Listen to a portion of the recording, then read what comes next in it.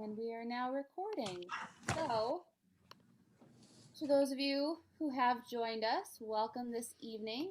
My name's Jackie, and I'm the Adult Services Librarian at Nopal North Syracuse. Before we dive in, I of course ask that everybody remains on mute. We'll have the opportunity for questions later. In the meantime, put them in the chat. You can also email any to me later at jhoyt@nopal.org. That's JHOYT@NOPL.org. And I'll be sure to pass it along to our lovely resources tonight. Now, Nopal is grateful to AccessCNY tonight for speaking with us regarding mental health awareness and resources for our local community. For those of you who don't know them, AccessCNY is a Syracuse-based support and education center that focuses on person-centered programming. Tonight, I'm happy to introduce Melanie Green, Kristen Nagel, and Barb Rauscher. Ladies, thank you for joining us. Thanks for having us. If you would go ahead and take it away. So good evening. I'm so glad that people want to hear this and what we're talking about. We're very glad to be here. I think you know that May is Mental Health Month, and after the extraordinary stress and the experiences that we've had in the last year, I think it's become evident to everyone that mental health challenges is not something that is just experienced by someone else, that we all experience it, especially after this last year. We can all be affected by mental health challenges. And so we'd like to talk a little bit tonight about what we've been through in the last year, what some of the things that we can expect, and some ways to deal with it. This year has been so strange for all of us. Many of us have lost loved ones. We've lost our jobs. We've lost our routines, our structure, things that give stability and normalcy to our lives. There's been so much uncertainty and fear, lots of fear, and unfortunately, other things like anger. So, and that affects all of us. We're affected by what's happening in our world. And I think we should all congratulate ourselves for getting through the past year, even if we have come out the other end a little bit raggedy. But I'm going to share my screen, and please, the host has disabled participant screen sharing. Jackie, could you allow me to share my screen? Yes, of course. Sorry. Thank you. That. And please, everyone, please bear with me in my technological difficulties. All right, go ahead and give it a shot now, Barb. No, it's Chris. Give it. Oh, Chris, I'm sorry. I was looking at the wrong name. Let me fix that. It is the night for everything. Yep, it is. Well, Chris, there you go. I've learned new things throughout this pandemic. That's one of the things that I just love about it. And I just learned this 5 minutes ago, how to get that like that. So 5 minutes ago. And so mental health and COVID, we're going to talk a little bit about managing long-term stress. Tonight, our topics are, we're going to talk about the typical mental health challenges that have been induced by this pandemic, what a lot of us are experiencing. I'm going to talk a little tiny bit about our body's response to stress. Then Barb is going to talk about the community resiliency model, which is a model for resetting your natural balance, to reset your nervous system and get yourself back into a zone where you're functioning with less difficulty. We're going to talk a little bit, Melanie's going to talk, or Barb's going to talk about some healthy coping strategies. Melanie will talk about knowing when you should seek professional help.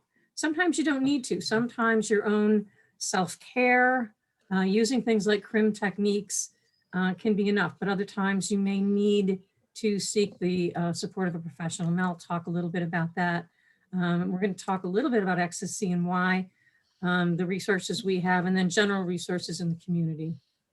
And then at the very end, I want to talk just a little bit about post-traumatic growth and then about hope. So please bear with me as oh, look at that, I did it. So A lot of us have been feeling feelings of anxiety, fear. Many of us have become angry about the losses that we've had, the things that have happened. I don't know if any of the rest of you have experienced this, but I found myself being a little bit more irritable with people lately.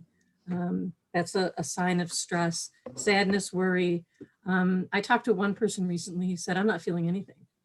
And so his response to this extraordinary stress is to just shut down. I don't know, some of you may have had changes in appetite. Your energy and activity levels may have changed. You may have had a loss of interest in things that you used to love to do, which is really difficult because those kinds of things are the things that help us get through difficult experiences. And if you're not finding pleasure in them anymore, that can make it so much more difficult. I know I've had trouble concentrating. Sometimes we have trouble making decisions, focusing. Many people have told me that their sleep has been disturbed. Some people are sleeping more than they'd like. Other people are losing sleep. Headaches, body aches, stomach problems, chronic health problems. Anyone that has a chronic health problem, that may have worsened. And then some people, you know, in order to cope with the struggles, with the fear and so on and so forth, some people are increasing their use of alcohol, tobacco, and other drugs. So these are all pretty common across society right now in response. We wanted to talk a little bit about some of the physiological effects of long-term stress so that you would sort of understand what's going on. Our bodies are made to deal with stress. Stress is the body's reaction to a situation that could be harmful to you, something that could hurt you. Whether it's a situation that's really happening, you know, there really is a saber-toothed tiger out there ready to jump on you and eat you, or if you just think that there might be. Either way, your body's still going to respond the same way. When you feel like you're threatened somehow, you have a chemical reaction in your body that allows you to act in a way that you need to protect yourself, to prevent injury. And of course, you've all heard of this. The reaction is known as fight, flight, or freeze. That's the stress response. And during this response, your heart rate increases, your breathing quickens, your muscles really tighten, and because you're preparing to respond, your pupils dilate, your blood pressure goes up. Blood is actually pushed away from your internal organs, from your brain, from your heart, your liver, all of those things. You stop digesting food because it's being shunted out to your limbs to assist you with fighting, fleeing, whatever you need to do to protect yourself. Your body has gotten ready to respond. It is how you protect yourself. So it's a good thing when you need it. But when it's going on constantly, consistently, it can be a problem. You know, like I said before, it's not bad. A little bit of stress is good for you. It can help us to focus and concentrate and get things done. It's the thing that causes you the anxiety so that you study for that midterm. It's the thing that pushes you on to finish the project for your boss by the deadline. So in small bursts, it pushes us to act and to function, and it can be good. But we're not equipped to handle long-term stress. Those stress hormones coursing through our bodies all the time start to break down our bodies. So it's really important that we understand what is happening to us when we're under long-term stress, and that we have ways to reduce it as much as possible. We can't make this pandemic go away. We can't change a lot of the things that are occurring right now, but we can affect how our body is responding to it. We can affect our immediate environment. So even though we can't change the global effects of what's going on, we can change our own environment. We do have that, that ability to reduce some of the stress going on in our bodies. Some of the effects of long-term stress are that people develop heart problems, stroke, increased inflammation in the body, which causes all sorts of problems. Your immune system can be impaired, and none of us want that right now. A lot of people who experience stress for a long time develop diabetes, chronic fatigue, and other metabolic issues. And then, of course, gastrointestinal problems, and then, of course, the mental health issues. There's a lot of mental health problems that come up with long-term stress. I don't know about any of you, but when I'm feeling stressed for a really long time, I feel my anxiety starting to go up. And it's more difficult to function, to do the things that I have to do. You know, everybody on the planet is living through this right now. And that's one of the things that I find actually quite fascinating about this whole thing. We're all together in this. And we're experiencing it as a global community, and we have to respond to it as a community. When people experience trauma, they experience some of the things that I just discussed. No one's immune to it. But we all experience it in our own unique ways. Each person responds to trauma, to this kind of situation that we've been dealing with in their own way. And, but people are also resilient. And that's a really important thing for us to remember. This resiliency is what's going to get us through things like this. It's what helps us to protect our bodies when we're going through something long-term like this. We don't have the ability to change. Barb's going to talk a little bit about the community resiliency model and give you some ideas of how you can use that to change your own particular environment. Barb? Yeah, hi, thank you. Hi, everyone. So the community resiliency model is a way of responding to a lot of the things that Chris mentioned, the physiological effects of stress and trauma. We're kind of lumping stress and trauma together tonight. And it encompasses some 3 very basic skills that I want to talk to you about. There's a few more.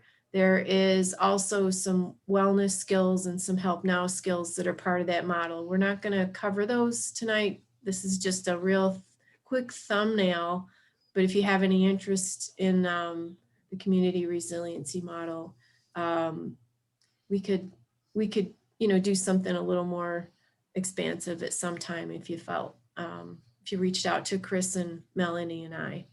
So it's a very effective tool for the management of stressful events. And like Chris said, it helps people reset your nervous system. So it's a way of just focusing on sensation is a real important part of the community resiliency model, and using that to bring ourselves back into a space where we're able to think clearly and get on with our day. This model was developed by the Trauma Resource Institute. We provide a lot of training around that if you're interested. And they can be used in a variety of settings and applied to any stressful event. And the wonderful thing about the community resiliency model is there's skills that you can learn yourself, you can share with other people. It's very kind of ground level, very accessible. You don't have to be a particular age. You don't have to have a particular, you can have, developmental disability and still be able to understand and use the skills. Children can use the skills. So it's a great, great model, especially if you're not really into talking about what's stressing you out, because it really is primarily noticing what's going on in your body, the sensations, and then, finding ways to cope and adapt with those sensations and move yourself into a place of resiliency.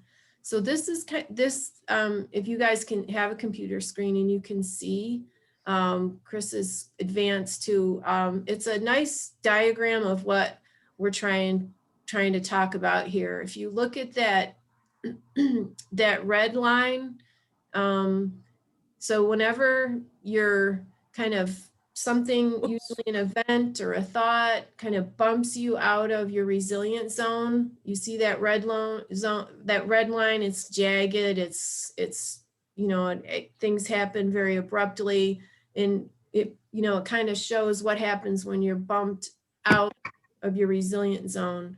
And some people, we're going to respond to different events differently, right? So sometimes we're stuck in the high zone, we're edgy, irritable, manic. We might have anxiety, panic. We're, having angry outbursts. We might feel physical pain. And that's what we would, we're terming that stuck in the high zone. And then you can also get stuck in low. And that usually encompasses depression, sadness, isolated, exhaustion, fatigue, numbness, and those types of responses to, stressful events, stressful thoughts. So, I'll just kind of throw in there, you can be in both stages at once, which is called kind of frozen. So you can be stuck in high and low. And, and you're going to be aware of it because you're not able to think very clearly. You're not having rational thoughts all the time. And you're just trying to do things to get yourself back into what we're calling the resilient zone, which is, if you can see, and if you have color, it's a black line and it's smooth. We go through our days and we're, something kind of irritates us a little and causes us to get, a little anxious, or maybe even just excites us. And, we have more energy. And then other times, we're maybe relaxed a little bit more and we're more towards the lower part. And see how it's smooth. And, in that range where the dotted line is, you're able to function. You're just going through sort of normal patterns of physiological response. And you typically, when you're in that zone, if you were talking to a child, you might say, are you in your okay zone? So that's the model that we're working with, kind of pictorially. So what's next, Chris? Thank you. So the 3 skills that I want to talk about, that we could even very briefly practice, let me look at our time, is tracking, which is foundational, right? Because how are we going to how are we going to work with our sensations if we aren't aware of them? So tracking is really important. So in all tracking is, and you can do tracking right now if you want to, and that's just noticing sensations in your body. And sensation is, taste, smell, hearing, and internal sensations. Maybe you feel tension or tightness in certain parts of your body. And it's really cool to recognize the pleasant sensations. So if you're feeling things that are warm or tingly, and it's very specific to you, if it feels pleasant to you. And in CRIM, this community resiliency model, we do a lot of focusing on those pleasant sensations. So if you're noticing, that you're not feeling really well, you're amped up or amped down in that lower high place, a CRIM, somebody was trying to help you with CRIM, or if you want to help yourself with, in a CRIM model, you would be trying to notice a place in your body where you're either feeling neutral or positive and shifting your focus there.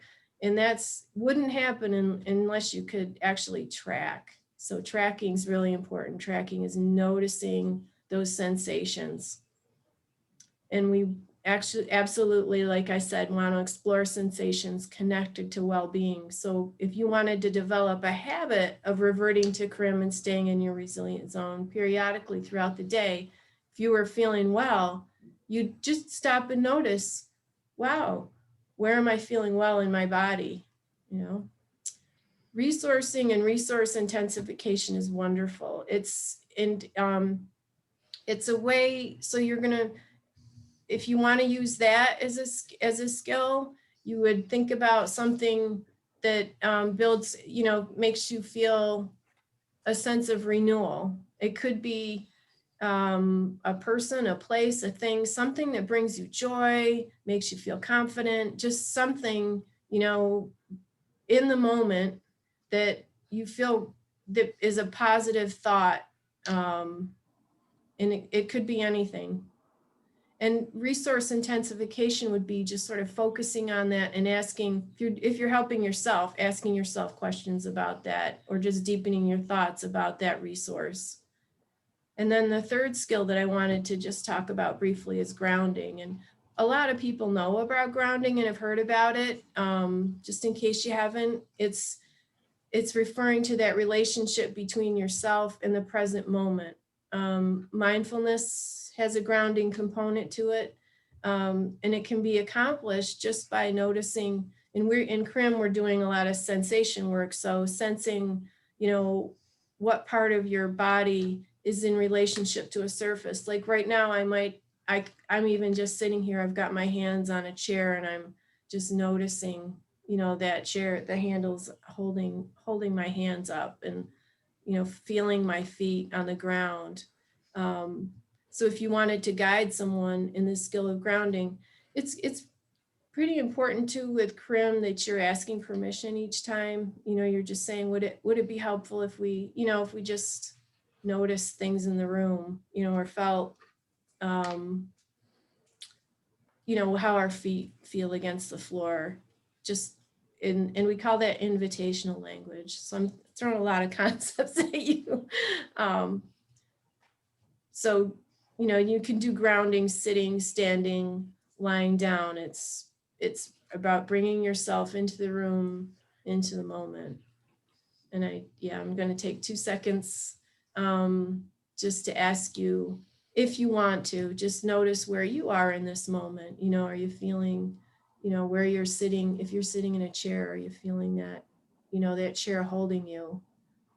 Noticing where your feet, touch the floor, and how you don't have to do a single thing, to have those feet, that floor there, it's just there supporting you. That is grounding. So those are three very foundational skills of the community resiliency model. And, they are commonsensical too, because, these are things, you might be doing naturally already.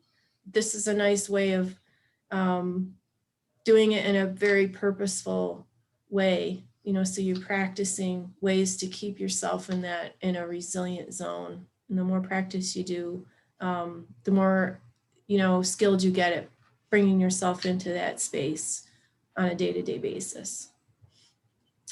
Okay, what's our next slide? Okay.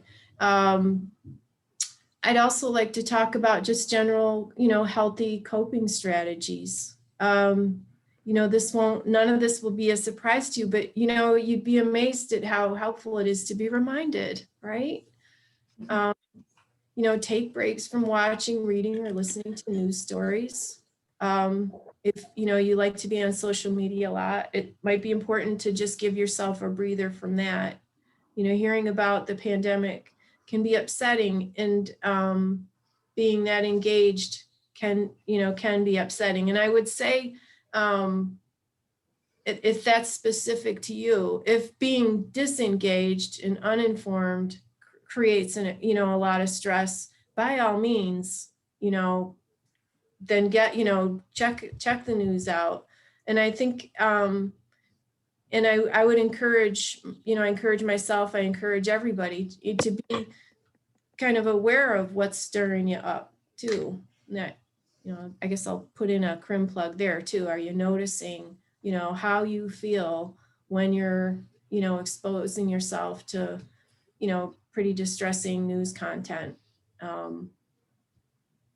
And, it's important to be aware of what's going on in the world. So when you're doing it and you need to do it, how are you helping yourself, stay Jump in, Barb. in a space of resilience? Can I jump in for 1 second? Of course. I had noticed that I was in the middle of getting pretty distressed about an article that I was reading about the pandemic, that I was starting to go up. I was coming out of my resilience zone and I was going up. And I recognized it as it was happening. And normally I don't. I just go there. And so I started using some of my CRIM skills. But what I thought about after that, and because I recognized it was happening in the moment, I started thinking about okay, I got to stop looking at the news. But that created anxiety because I feel like I need to be informed. I need to know the important information. But there's so much out there, and so much of it is sensationalism.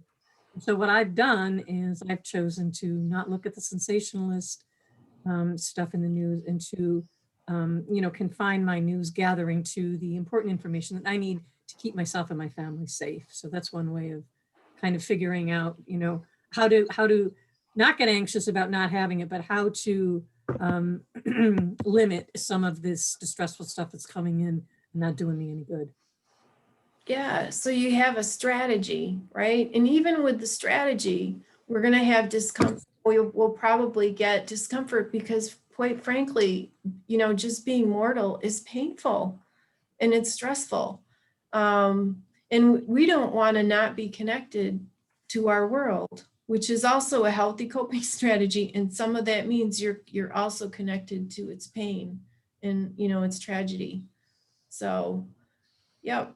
This particularly difficult, I think, for us because as humans, we need social interaction. And this pandemic has been about not interacting, not having the social connections we need. So that's made this, I think, a lot more difficult for people. And so the grounding, the understanding how our bodies are responding is really so very important. Yeah, because if we're aware of it, like if we're all worked up and we're so worked up that we shut ourselves down, we can't create a solution. And maybe Right. not even a solution, but we can't even figure out creative ways to stay connected, and healthy ways to just to have a life in this period, that's meaningful. And we'll talk about growth soon. Well, enough said about that. So I found that it's so important to, if you're a hobby kind of person, pursue it or develop a new one. Virtual museums, destination tours, going out into nature, taking an online class. I think I'm talking to like my own my tribe really, because you're going to a library, a course in a library. So I bet you're just like me, Yep. all those things. Please don't forget to do those things that nourish you. It's so important. And take care of your body. Take deep breaths, stretch, meditate. I am a meditator. I have a life built around it. That doesn't mean that that's the perfect thing for everybody. So I just know that it might not be the right thing for you right now, but it's that's an option too. And I got to tell you, during this pandemic, I don't think I did any sitting meditation. Most of it needed to be walking for me. So know your body. If you can, get to know what's good for you, and take that course. Try to eat healthy, well-balanced meals and exercise regularly, getting plenty of sleep, and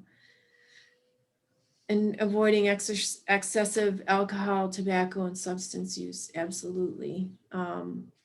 It's funny, we just need to be reminded sometimes of these very basic ways of treating ourselves well.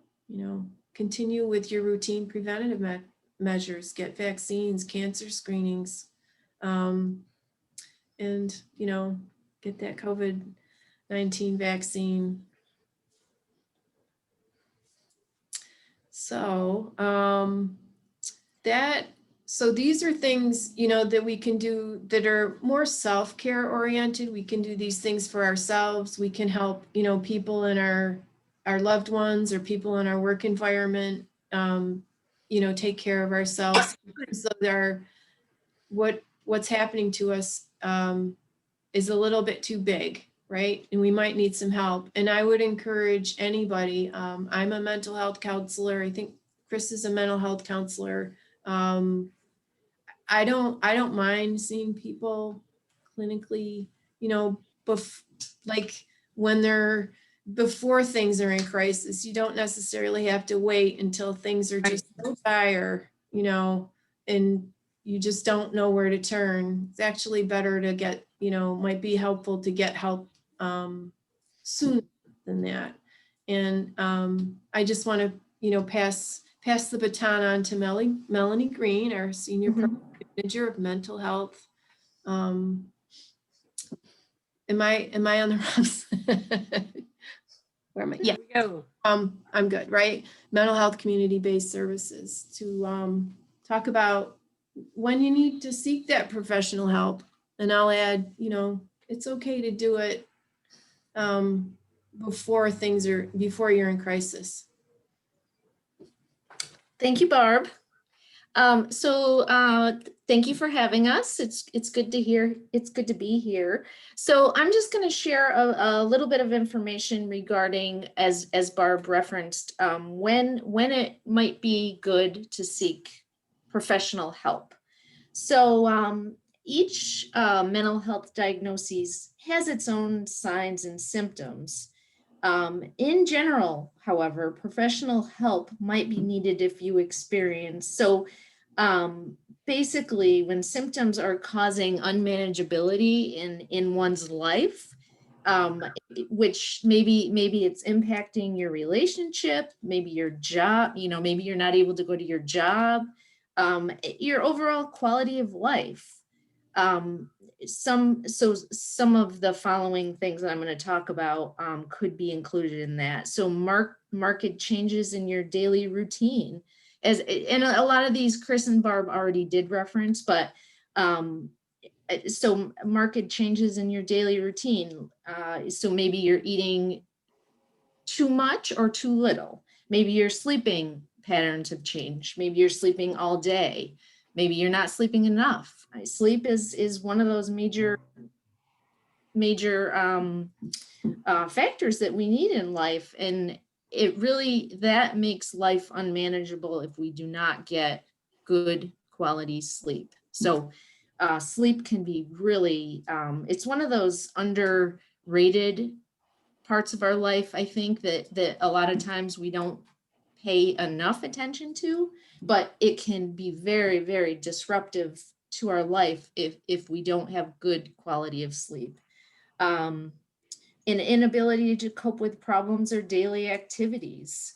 Let's see. Oh, so like shutting down, you know, just withdrawing from life and not dealing with things coming your way. Feeling of disconnection or withdrawal from normal activities. Again, Chris referenced maybe not getting pleasure out of the things that you previously enjoyed in life. That could be a sign that you need to seek out help. Unusual thinking, really just thinking in a different way than what you usually think. Excessive anxiety, ruminating, you know, we have these thoughts in our head and we just can't get out of that loop. That could be a sign to seek help. Prolonged sadness, depression, or apathy. So if it lingers for a while, you know, that would be a time. If you have thoughts or statements about suicide or harming yourself or harming others, you definitely want to seek help at that point. This has been mentioned a few times, increase in alcohol use or substance use. Like if it's very much changed and out of character from what you normally do, then you definitely want to seek out help. Extreme mood swings, excessive anger, hostility, or violent behavior. So behavior uncharacteristic to the individual. And I just want to say, many people who have mental health issues, you know, consider their signs. Sometimes they minimize the things that are going on in their life. And they just sort of, you know, think about it as it's just part of life. They kind of shrug it off. So they might avoid treatment out of shame or fear or because of the negative stigma that's associated with mental health issues. So if you're concerned about your mental health, I just want to strongly encourage you, please, please, please reach out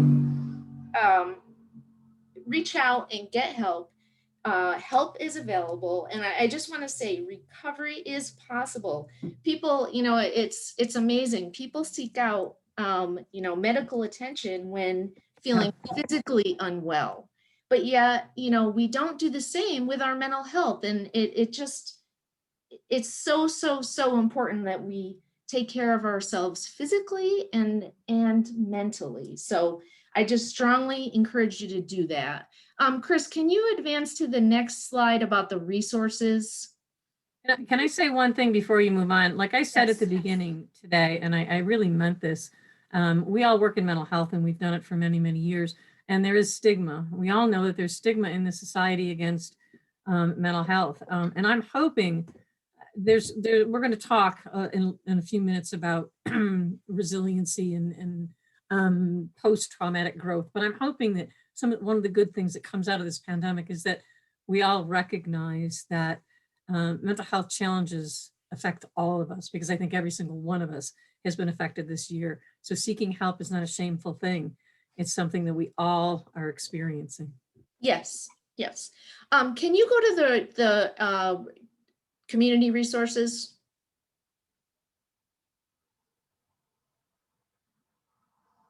Okay, so I just kind of wanted to share, and then we'll go back. So these are general resources. Go back and just briefly touch on the services available through AccessCNY, but I just kind of wanted to bring it to your attention. So Onondaga County has what's called the 211, and that is a directory of services. So what you can do is you can either go online or you can call 211 and you just let them know what it is you're looking for, and they kind of connect you with the appropriate service. So that could also be how you can get engaged with mental health services. Liberty Resources also has a mobile crisis unit. So if a person is really in crisis at the moment and might need, a psychiatric emergency room visit, or just need to be evaluated, or you're not sure if you have a family member, and so they will actually come to you and connect. So that's the number for that. AccessCNY has what's called a peer support warm line. And so if individuals might not be in crisis, but just need somebody to talk to, and are escalating a little bit, but not in crisis yet, we want to cut it off before they get into crisis. So this is available. It's daytime hours though, correct, Chris? Yes, it is. Okay, so then there's also, I'm just going to jump ahead, there is the contact hotline, and that's a 24-hour hotline. So that's available. And then certainly the National Suicide Prevention Lifeline. Vera House also has, do they have they have a hotline as well. So that information there is for the general resources within Onondaga County. And that was, we just touched on a few. Obviously there's many more, but okay. So now we'll just touch on real quick the mental health services available through AccessCNY. So AccessCNY has services on the mental health side as well as on the DD side, and for individuals with acquired brain injury. We also have a program for kids that are in foster care. It's called CASA, and we do advocating. So just wanted to put that out there. As far as the mental health services, so we have a supportive housing program, which is through the independent housing program. We help people who are living independently in the community and have housing related issues. And there is some eligibility requirements through that program, but again, it's for individuals with mental health diagnoses. And there are some eligibility issues, but they do help with obtaining and maintaining housing. Okay, Chris, can you go on to the next one? So then we also have what's called the bridge services. It's for individuals with a mental health diagnoses who have gone through another AccessCNY program. We just help people manage various tasks based on what it is they need at that moment in time. It's very flexible, and it's very person-centered. We also have an employment program. So we have what's called the ACE program, as well as supported employment. The supported employment, we work in conjunction with Access VR. With the ACE program, it's through the Office of Mental Health. And with both of the programs, we help to obtain and maintain employment. So there's a lot of, we'll do it on-site or off-site. It depends on, what kind of assistance and support people are looking for and want. We also have what's called the supported education program. Again, the person has to have mental health diagnoses and any kind of an educational goal. And we help them figure out how to attain that. We are not able to provide financial support. We don't provide what we call content tutoring, but we help with the processes to get engaged in education and explore based on what the person's goal is and what they want to, maybe what career they're interested, what the best program fit would be. We help with the GED, again, based on, what the person is looking for, like what kind of a program, whether it's, a group, or if they want to do an independent study kind of situation, what works best for them. And also we have what's called the Community Support Services Program. And again, for individuals with a mental health diagnosis, we help individuals connect with something in the community meaningful to them. We also do a lot of health and wellness programming, a lot of what Barb spoke about, coping strategies and self-care, because it is just so important for both our physical and our mental health. And then we also have what's called the Family Support and Education Center. We have Sheila Legacy. She's been doing this program for how many years, Chris? 30? 45. 45. And she kind of, she originated basically the Family Support and Education Center and created the curriculum, I guess you'd say. And so it's an 8-week class. So it supports the family. So a family that has a loved one who has some kind of a mental health diagnosis, and it provides exactly what the name is. It provides education around various mental health issues, as well as support for the family and some problem solving and just it's a support group. So, the other families and Sheila will give the family support and suggestions and maybe things that have worked for them. And it just is a very nice community. Like, it creates a nice little collaboration and community feel. And there's ongoing support groups. After you finish the class, there's ongoing monthly support groups for the class members to come back and continue to get support from each other. Right. And is it 12 weeks? It was 12 weeks. I think it's down to 8 because of. Yeah. So Sheila, we used to do it in our office at one of our sites. And unfortunately, with COVID, we had to, do it virtually. So she's kind of abbreviate, made it a little more concise, I guess. I don't know. So is that it, Chris? Oh, and I'm sorry. So we also have unique peer. Real quickly. Which is it's a peer-run center. So all the staff also have shared life experiences, and it's a place where people can go 6 days a week, and various groups.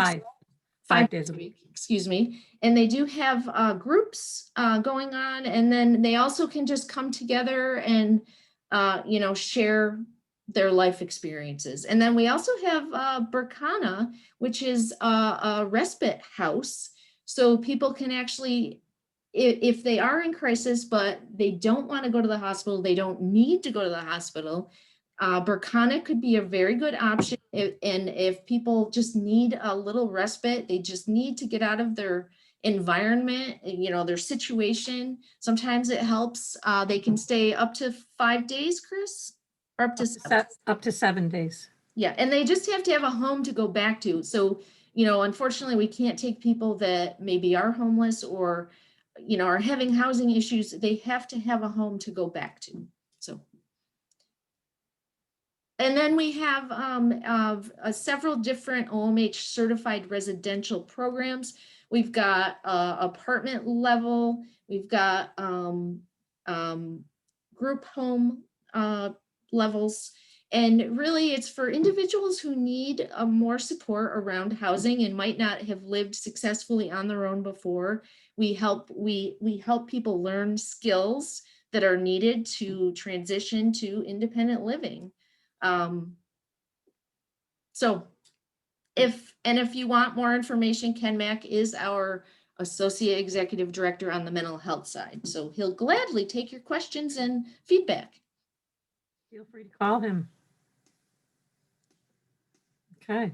If any, so one thing I want to talk about real quickly as we wrap up, it's important to remember that for hope and motivation, traumatic events can lead to growth and development.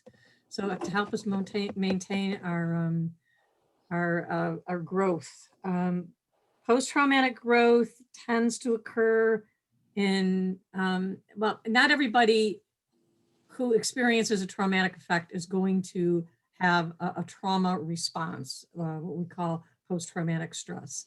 But the idea that human beings can be changed by their encounters in a positive way is not new. That's been around for a really long time.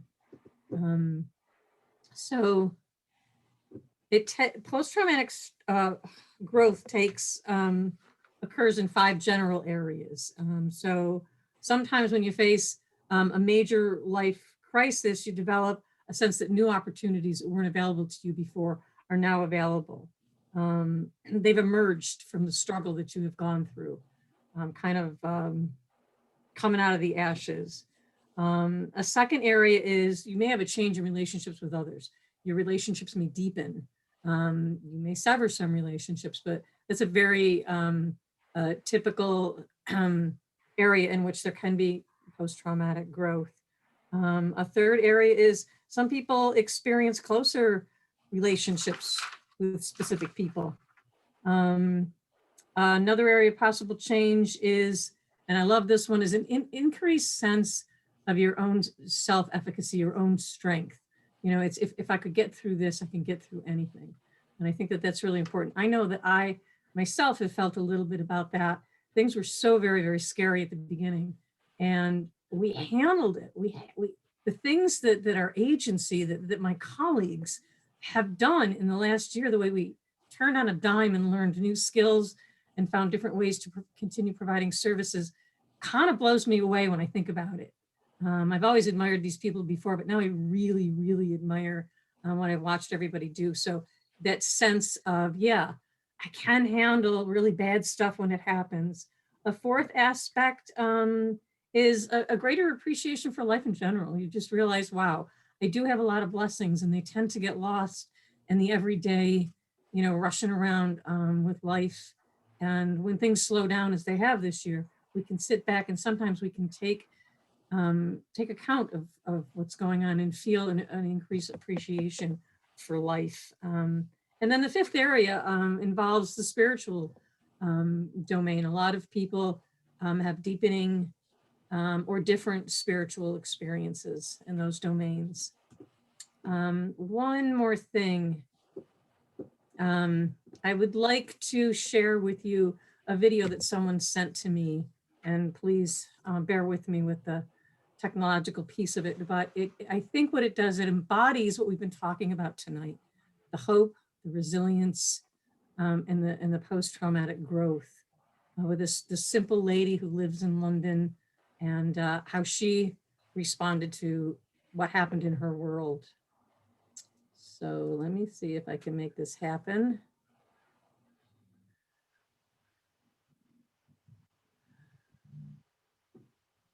Oh, I want this a little smaller, so I'm going to try it a different way. There we go. Oh, I didn't do it, guys. All right, I'm going to stop sharing for 1 minute. Bear with me. Hi, everyone. I had to turn on my volume. And here we go. And here we aren't. Kristen, really quick, just unmute in the bottom right-hand corner of the Facebook video too. There's a little X next to the audio. So colourful. Most of them have really bad. Oh, it's so muddy.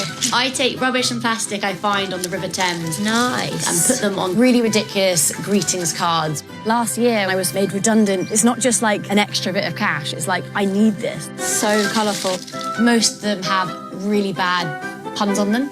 I don't want to say they're awful. They're great. They're so bad, they're good. I reuse these bags, but God, they start to stink. Gonna be a bit muddy. On every card I make, there's a little bit of plastic incorporated into the design, and on the back it says where that plastic has been beach cleaned from. I started selling the cards 9 months ago. At the beginning, I was selling like 10 cards a week, but it really has like slowly picked up. In an ordinary week, I'll be selling 50, 60 cards. Ketchup wrapper, I'll just chop that up into a red mouth. That I will use on a birthday card. I turn the cap into a balloon. I'm super excited about people like Selfridges, who are a massive retailer, wanting to launch me. It's a nice bit of purple. I made a greetings card for my sister who was getting married. That became a hobby. One of my neighbours said, you need to sell these. And I was like, do you know what? I think I'm going to. Some of them are really quite pretty. I love the colourful blue bits like that. I make a little whale, the water coming out of the whales. What does it come out of in a whale? You might think it's all manky, but it is more like a little bit of treasure. I just love coming down here. You suddenly don't feel like you're in the mayhem of London. It's a little bit of an oasis, like listen to the birds. Yeah, maybe not with that plane. Back at the start of the pandemic, I was furloughed from my job. It made me do more beach cleaning, got a bit of a purpose. That looks like a tape measure. Oh, there's so much you could do with this. Distance makes the heart grow fonder. I love you this much. Obviously, I'm sad it's here, but it's a good find. My bag, you can't really see, is full to the brim. I best get back and do some ironing. So this is the card factory. Blue roll wrappers, they're brilliant. And I put my card in there, and this is just a fun way of upcycling some old packaging which otherwise would just go in the bin. This is the second round of cleaning. The first round is so muddy and it's quite disgusting. Yeah, this bit's quite bubbly and fun. This actually at the moment is very popular, and it's just a bit of chopped up cable tie. Back there is like loads of duds, cards which have gone wrong, a lot of duds. And this is all the plastic. Contact lenses, asthma pumps, bit of a dummy. Let's make some cards. Up until like a week ago, I've been hand drawing all the cards, making stamps so that I can stamp the designs quicker, having to make the whole process way more streamlined. Everything I've done has been like, let's try this. Oh, that's not so good. Try this. It is constantly evolving. So there's tons I could do with this tape measure, but the one I really want to make is no one else measures up. I don't think they're just ordinary cards, they're all handmade, and I can see every time someone buys them where they've come from and if they've searched me, what term they've used. Things like eco-friendly, earth-friendly, plastic-free. They're not crazy designs. Look at that, I haven't even drawn anything on that card, but it's simple and, well, I like it. I like thinking that washed up cards could be all over the world, people beach cleaning and making cards and spreading the message. It's helping the environment, it's helping my mental health, and it's a business. It just is win-win on so many levels.